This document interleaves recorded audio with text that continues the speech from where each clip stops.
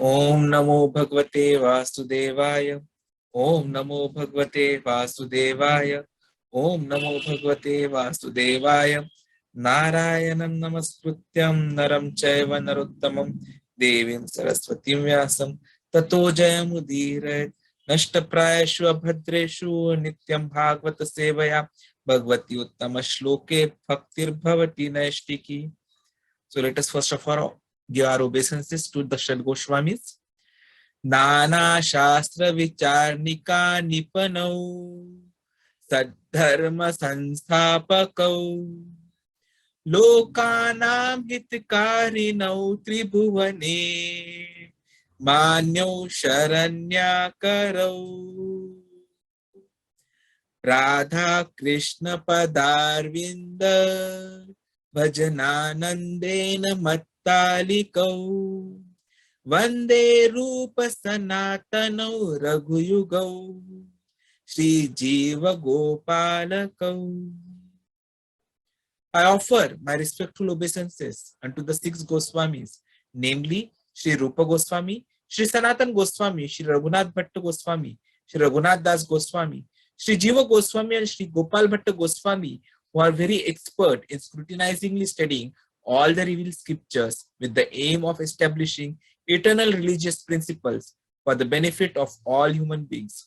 Thus, they are honored all over the three worlds and they are worth taking shelter of because they are absorbed in the mode of the gopis and are engaged in the transcendental loving service of Sri Sri Radha and Krishna.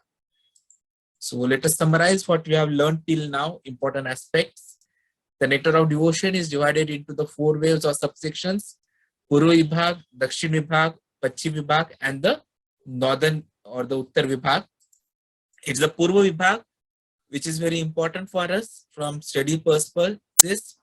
So it's talking about the Bhagavad Bhakti Bhed or the varieties of devotional service. So it starts from Samanya Bhakti and progresses further to Sadhana Bhakti, Bhava Bhakti and Prema Bhakti. So this is what is going to be covered. Samanya Bhakti is being covered in the chapter first, which we are finishing today. Then from chapter 2 to 16, we'll be understanding about the devotional service in practice. Chapter 17 and 18 will be telling us about devotional service in ecstasy. And chapter 19 will tell us about the apex, which is devotional service in love of God. So these are the two shlokas which we are supposed to learn, which I am sharing again, which will repeat. Anyabhilashita shunyam dhyana karmadi anavritam anukullena krishnanu shilanam bhaktirottama. And the second shloka, sarvapadi vinirmukten tatparatvena nirmalam rishikena rishikesha sevanam bhaktirujyate. So important aspects in these two, which are talking about the definition, authorized definition of pure devotional service and devotional service. Anyabhilashita shunyam, that is, the service has to be devoid of all other desires. It has to be favorable to Krishna. It has to be a cultivation by following in the footsteps of the acharyas and the parampara. And it should not be covered by karma and jnana. The second aspect, it has to be free from all material designations. It has to be considering Krishna as the highest object. It has to be a service to Krishna and it has to be faultless. So we come across the Swarupa Lakshana and the Tathastha Lakshana from the first definition. So Anukullena and Krishna and Anushilanam, these form the Swarupa Lakshana, and Tathastha Lakshanam are the Anyabhilashita Shunyam and Jnana Karmadi Anavritam. Three characteristics of Swarupa Lakshana which are very important, that it is for Krishna, it is an active engagement, and it is executed with favorable intent. Then in first chapter, we have learned the characteristics of pure devotional service, the 6 characteristics. Kleshagni, that is, it gives us relief from material distress, which we understood last week. Shubhadam, it bestows all auspiciousness. It is Moksha Lagukrata, it derides even happiness of liberation. It is Sudurlabha, it is difficult and rare to achieve. Sandranandana Vishveshatma, it brings incalculable transcendental pleasure. And it is Sri Krishna Akarshini. Pure devotional service is the only means to attract Krishna. We saw the causes of suffering, that is ignorance is the root cause, avidya. Because of avidya, that is ignorance, failure of knowledge, what we are and what our eternal position is, we develop desires, the material desires get developed. So that is the bijam. So because of the material desires, we do material activities, which are the sin or the papam. And because of that, we have to suffer the relations, which is the Hare Krishna, requesting everyone to keep yourself muted, please, which is the suffering. So this is how suffering develops. So whenever we get questions, what is the cause of suffering? Why bad things are happening to good people? Then this is the answer. It is a reaction to the papam, which could have been done now or previously, as we saw in the next part, because it could be a prarabdha where it is a manifested reactions. There is direct physical and mental distress, or it could be a prarabdha, the unmanifested reactions, because of which the all the things are entering into our heart, and it increases our decision to do more papa, more sins. So it is acting like a kutam.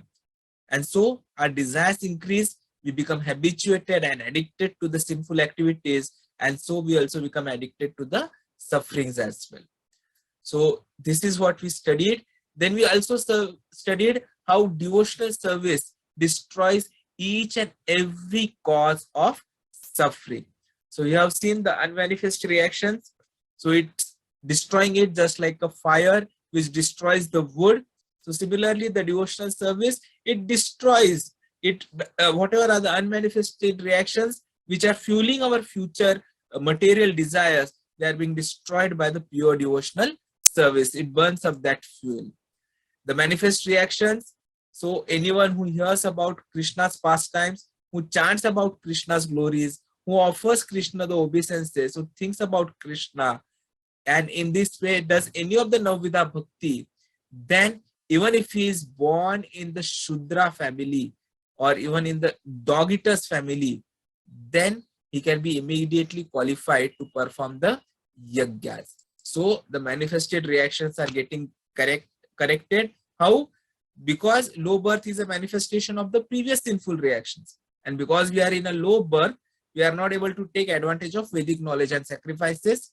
So what devotional service does is, it counteracts these effects of low birth. It liberates one of bodily consent. So our existence gets purified. And so whatever are the sufferings which are manifested from impure sinful body and mind, they are immediately removed. Coming to material desires, what we saw that people try to do religious rituals, yajna, tapa, japa, vrata, but then they do not change the heart and they are ineffective in ending the sufferings. But what pure devotional service does is, it not only nullifies the reactions, but it injects the heart with desire to serve Krishna. So this is an antidote to the material desire. And so all the material desires are destroyed, and since that sinful desires dwindle, they come down over a period of time, we are no longer driven to do the sinful activities. And since we are not doing any more karmic activities, we are not getting any more karmic reactions. So this is how the pure devotional service helps. Coming to ignorance or avidya, this is the most important aspect, because devotional service, pure devotional service immediately destroys this root cause, because it gives us the knowledge that we are not the body, but we are part and parcel of Krishna, and we are his he is our eternal master, and we are his eternal servant. So our proclivity to enjoy, it is destroyed. And since we don't longer think of enjoying, any further increase in material desires is not happening. So no sinful actions and no more immersion in suffering. So this is the summary of what we have done, and we'll continue now further. Om Agyantimirandhasya Jnananjana Shalakaya Chakshurun Militam Yena Tasmai Shri Gurave Namaha. Shri Chaitanya Manobhishtam Sthapitam Yena Bhutale Swayam Rupa Kadamayam Dadati Swa Padantikam Vandeham Shri Guroho Shri Yuta Padakamlam Shri Gurun Vaishnavamscham Shri Rupam Sagrajatam Sahagana Raghunathanvitam tam sajivam sadvaitam savadhutam parijana saitam Sri Krishna Chaitanya Devam Sri Radha Krishna Padan Sahagana Lalita Shri Vishakhanvitam Namo Om Vishnu Padaya Krishna Pristhaya Bhutale Srimate Bhakti Vedanta Swami Niti Namine Namaste Saraswati Deve Gauravani Pracharine Nirvishesha Shunyavadi Pashatya Desha Tarine Jai Shri Krishna Chaitanya Prabhu Nityananda Shri Advaita Gadadhara Shri Vasadi Gaur Bhakta Vrinda Hare Krishna Krishna Krishna Hare Hare Hare Rama Rama Rama Hare Hare Hare Krishna Krishna Krishna Hare Hare Hare Rama Rama Rama Hare Hare Hare Krishna Krishna Krishna Hare Hare Hare Rama Rama Rama Hare Hare. So, of the 6 characteristics of sadhana bhakti, we have seen the first, how sadhana bhakti or the pure devotional service has destroyed our suffering. So that was kleshadhani. The second characteristic which we now study or which we are now going to be understanding is how it is shubhadan. That is, it gives all auspiciousness. So if you see, everyone tries to be happy and everyone wants to be happy. But what is this happiness? What is this auspiciousness?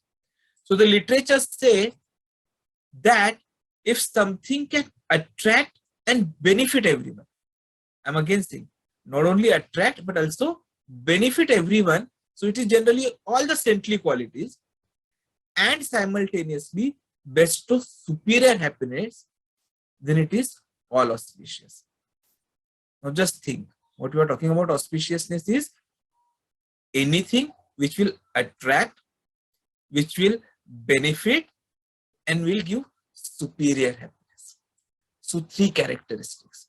So any aspect which can give these 3 things is all auspicious, and only pure devotional service is truly auspicious. The reason being, it is able to attract and benefit everyone. It gives saintly qualities. So as we progress on the devotional aspect, saintly qualities develop in us. And most importantly, it gives us superior happiness. We all know we are suffering. We are in this world which is temporary and which is full of problems, because this is dukkhalayam ashashvatam. So even though we are running after happiness, whatever happiness we find, it is not full, but pure devotional service is going to give us the superior happiness as well. So let us understand how this all auspiciousness is getting developed one by one. So when we say attracting and benefiting everyone, what we are looking at is 2 aspects. One, if you go into this general world nowadays, when you are reading this chapter, when you would have read the book, you would have found that Prabhupada ji has talked about how people, many, I'll say, social organizations, international bodies, they're trying to do different activities which they expect that they will be benefiting the world. But they all fall short of aspirations. The reason being, they are only on the bodily platform. So they are neither able to attract everyone nor benefit everyone. Because we are not this body, we are the spiritual souls. We are the spirit. So all the NGOs who are working in different parts of the world, or even governments, or even international organizations, they are working only on the body and the mind. And so they are not able to attract everyone. They are not able to solve everyone's problem. They are not able to give benefit to everyone. And most of all, you will find that they are having certain clauses which restrict them to certain countries or certain classes. So they have got limited sphere of activities. And within that limited sphere of activities, they are doing something. But then whatever they are doing, it's not attracting everyone. It's not benefiting everyone. So though their work may be good, it's not auspicious. Because auspiciousness is something which will be all attractive, which will be all beneficial. And so they are failing there. Maybe work a little further and they're thinking about even say psychological support services, but not beyond that. When even World Health Organization has included spiritual aspects in health, if you see the definition, WHO defines health as a state of complete physical, mental, social, spiritual, and economic well-being, and not merely an absence of disease or infirmity. So even WHO has considered spiritual well-being, but somehow or the other, none of the social organizations, they're able to work on that aspect. And since they concentrate only on the mental and the physical aspects, they're limited. Their work area is limited. And so they are not all auspicious, though they may be good. Secondly, if you see devotional service, it is on spiritual platform. And since it is on spiritual platform, there's nothing which restricts it. No race, no country, no nationality. So it is universally attractive to all living beings. And it bestows highest spiritual benefits to it. So we cannot even fathom what kind of benefits we are going to get, because we directly understand our real identity, our real, and we re-establish our relationship. It is just like a son who has been maybe kidnapped in the childhood, who has left his father. So he's moving on the road and he does not know that his father is a very rich man. So he's begging, he's trying to leave himself. But then someone identifies, understands, he is the son of that particular person. He immediately takes him back to that father's place. And oh, he is in this mansion where all kinds of services are available. He reestablishes his relationship with father, and father starts caring for the son. Same thing has happened with us. We are lost. We are lost in this material sphere, in this material world. So it is very important that we reestablish our identity. And unless we reestablish our identity with Krishna, we'll never get happiness. We'll always be struggling. Always. So what pure devotional service is doing is, it is making us work on the spiritual platform. And so it is universally attractive. If you have seen the lecture, if you have seen the book and gone through the book, this was a striking example of how beneficial it is.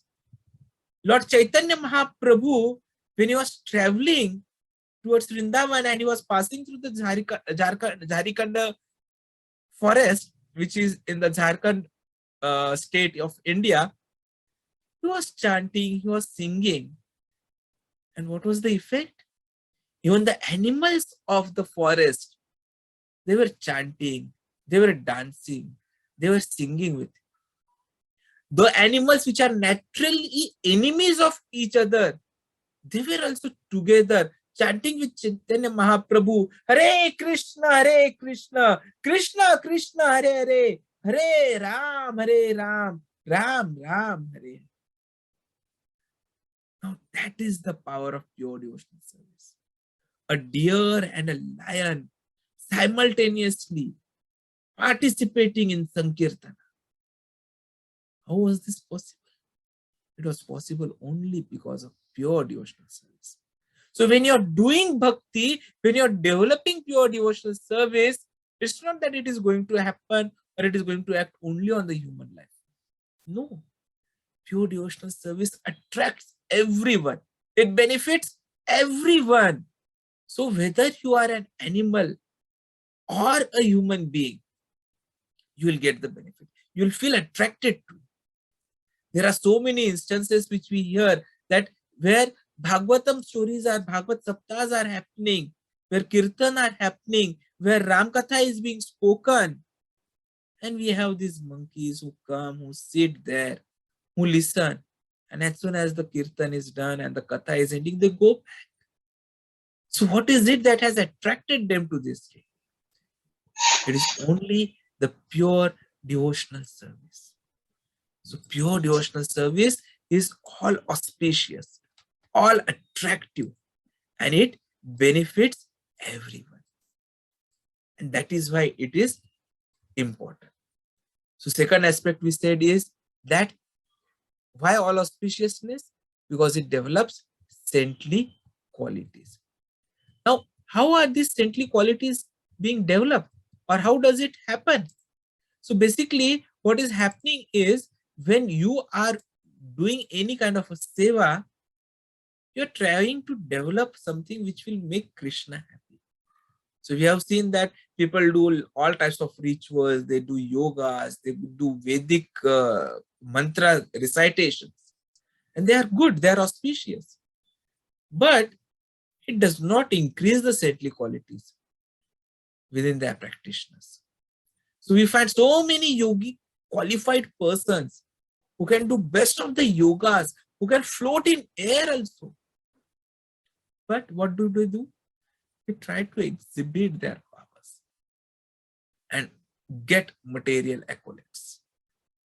So the saintly qualities of completely surrendered to Krishna have not developed.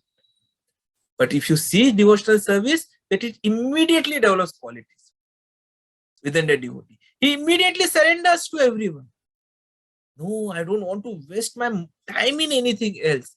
I want to only work, only concentrate with Krishna at the center of all my activities, whether it be office, whether it be school, whether it be college, whether it be research, whether it be cooking, whether it be family life, whether it be any festivals. Everything for Krishna, because I am his servant. And you are surrendered. You don't want to spend time on any other topics, any fights with anyone, any arguments with anyone. So automatically those saintly qualities have developed. And so it is the most auspicious part. Then it gives superior happiness. We have seen. Basically, if you see, there are three types of happiness, depending upon how we derive those happiness. So one would be a happiness which comes from material sense gratification, which all of us have been trying to achieve all our lifetimes. In all the species that we have crossed over till now, we try to satisfy our senses. But what happens is, no, it is temporary. We are not able to satisfy our senses completely because they are on the material platform. So we get that happiness, but it is kshana and it is kshina. So it is for momentary and it is temporary. And that is why we don't feel that happiness permanently. The second type of happiness is which comes from liberation and Brahman realization. So we feel that we should get liberated. We want to get merged with the Brahman effulgence. We want to be happy there. So we'll feel happy. We feel peaceful that yes, we are liberated now. We are in Brahman effulgence. But again, the problem comes there also. What happens is it is solitary. So you are alone. You don't have anyone around with whom you could interact. And so you are trying to be happy there. But over a period of time, nothing. You come back again in this material.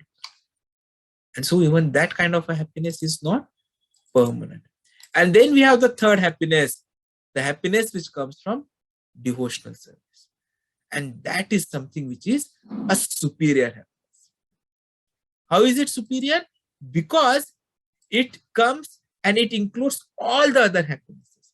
So whether it is happinesses for sense gratification or by liberation or Brahman realization, both those, all the happinesses are coming here.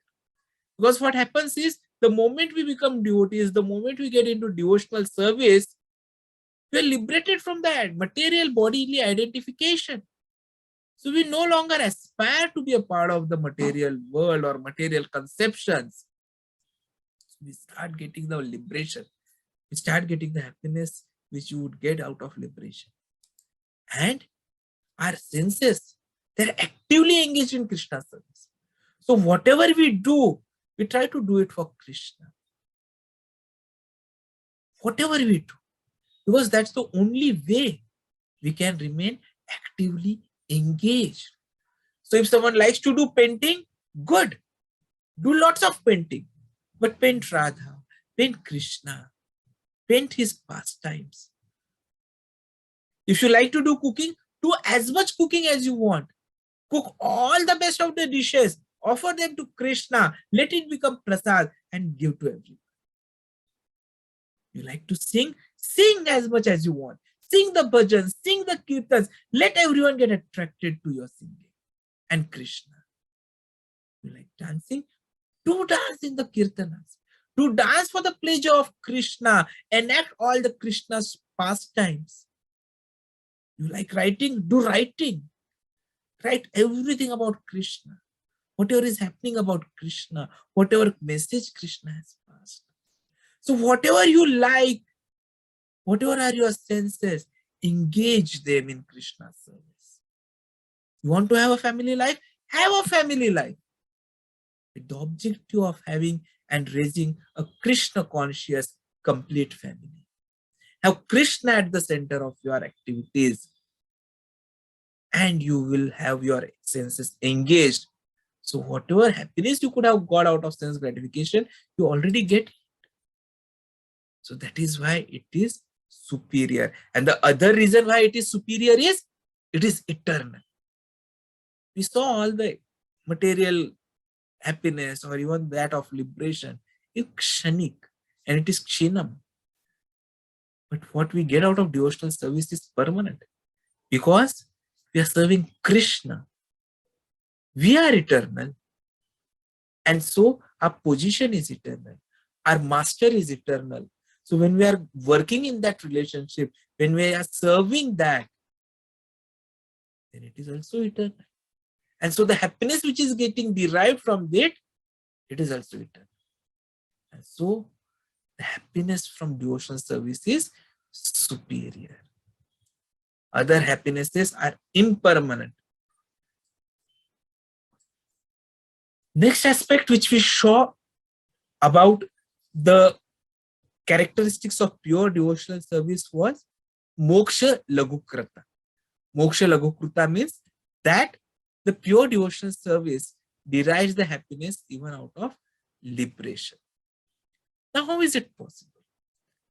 The reason is the happiness, the bliss which we derive from pleasing Krishna in ecstatic love is intense. It's so intense that you cannot imagine it. And secondly, because of that, there is an exertion to renounce all material pleasure. So the liberation seems insignificant, just like a straw on a street is what Prabhupada ji explains in the chapter. So as a straw in a street would be useless for you, similarly, the kind of happiness, the road that you are seeing, the street that you have arrived at, in front of that, the liberation will be like insignificant, like a straw. And because of all these things, you will become utterly uninterested in all these inferior activities. So happiness which comes from devotional service is something which is much, much, much more than liberation. And so we derived liberation completely. The fourth characteristic was that it is sudurlabha. So why is it sudurlabha? Many times we say that the Pure devotional service is extremely rare and difficult to achieve. Why is it so? Why is it that not too many people are able to reach that prema bhakti level? Why, Krishna? Why? The reasons are that one, only Krishna can give pure devotional service. Now, pure devotional service is not something which you can demand and get it. It's not something available in the marketplace that you go there and you purchase it. It's not something which you get the knowledge, you give the exam, and just like you get a degree, you will get pure devotional service. No. Only Krishna can give pure devotional service. And secondly, pure devotional service has a power to control and conquer the Lord. Now, this is very important. Why? Now, because of these aspects, what happens is, one, we cannot get it on our own effort. And Krishna is reluctant. So it is difficult, it is rare. But what comes is, it is not also automatic. So irrespective of how many vows you follow, how many austerities you do, you will not get the benefit. Because Krishna does not want himself to be controlled by each and everyone. He can be controlled only by Srimati Radharani. And pure devotional service is something which is just like an expansion of the potency of Srimati Radharani. But pure devotional service, just like Radharani can control Krishna, a devotee can control Krishna. Krishna can do anything for his devotee, for his pure devotee. You have seen it all over the ages and millenniums. So not everyone can get it. Because otherwise, Krishna will have to fulfill everyone's desires. He'll have to do everything. So he's very cautious. He'll give it only to most saintly and pure-hearted souls. So only when you have established that yes, you don't have any other desires anymore, anya bilashita shunyam, you are sarvopadi vinirmuktena, it is only at that time that Krishna finds you suitable to get this benediction of pure devotional service. And so it is Sudurlabha. And the other reason why it is Sudurlabha is the fifth characteristics, that it is Sandranandena Visheshatma. It is very rare to achieve. The reason is, it is incalculably intense bliss what you get out of it. The pure happiness of pure love is concentrated, it is dense. No one can imagine it. No other perception or thought can penetrate it. So if you have reached that level, the bliss that you get, it is simply incalculable.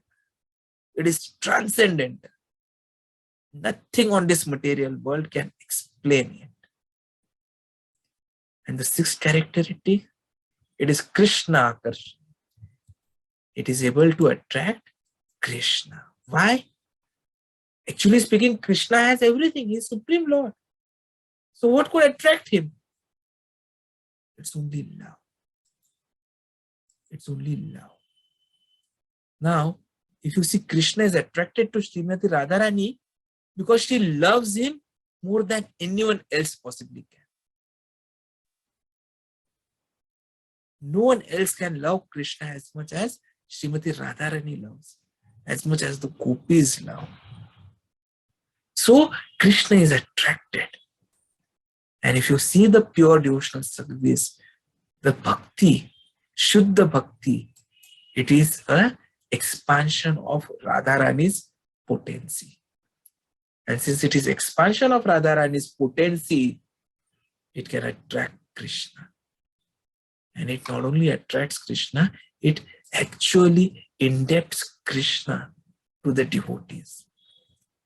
And so that pure devotional service is Krishna Akarshini. So these are the 6 characteristics that we have been talking about.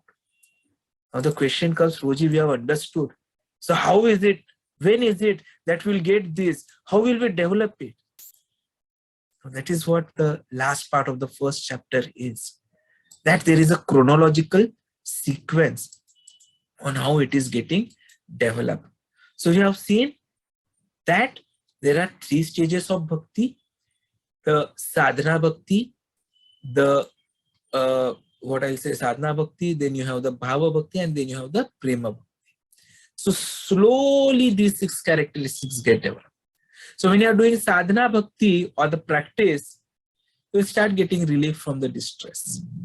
The sufferings will go away, and you will find all auspiciousness coming in your life.